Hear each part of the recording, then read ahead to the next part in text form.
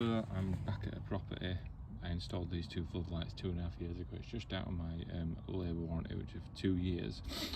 These are warranted for 5 years, but in all honesty, as time's gone on, I've realised that actually these are absolutely rubbish. LEDVANCE is a branch of Osram. It's supposed to be a reputable company. They come with a 5-year guarantee, so you'd like to think the manufacturer thinks that they're actually good, but every single one fails on this. If they fail, which is most of them, maybe 50%. I've had callbacks for now. Absolutely shocking quality. I've heard rumours that they're getting too hot in the containers when they're coming over, and that's why in the batches the silicon's being damaged and whatever. I think it's condensation getting inside these. Personally, I just think they're rubbish. They've brought a new brand out now, but I will not be trying, and I'll show you what my solution is to try and get something installed that lasts longer. So I do feel quite guilty when it comes to these jobs. Yeah, 2.5 years is out of my warranty, but still,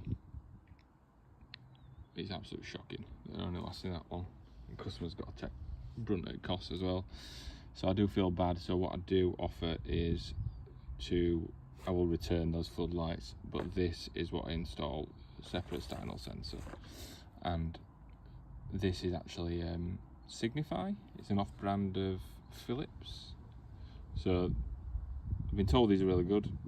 Don't have any problems with them. We're going away with a sensor on it because the sensors fail on every single floodlight you ever get. Absolute crap they are these days. Absolute throwaway stuff. And then I've got a Steinel German sensor. Now they are bulletproof. The idea is that this is going to be lasting a lot longer than the other solution, which is to replace it like for like, and you've got a lot better control as well. So your Steinel sensor, you've got a lot more movement in terms of where you want to point it, how you want to adjust it. It's quicker at responding, so you know you've got something good there.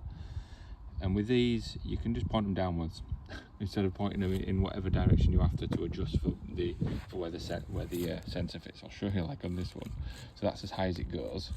So if you want, you put it on your wall. If you want it to, or say if you've got it quite low, and you want your floodlight to be like that. Yeah, you see how that sensor's low. You just got no play with them. You got absolutely no play with them, and they're a bit sluggish anyway. So yeah, goodbye in the bin. And here we are. So I'm going to take the hit on this. I'm going to pay for materials. Smaller materials obviously, but I'm going to pay for materials as a bit of a goodwill gesture, and this should last a hell of a lot longer than that other stuff. So that's the floodlight and the sensor replaced. Now there was a junction box here and it's had a few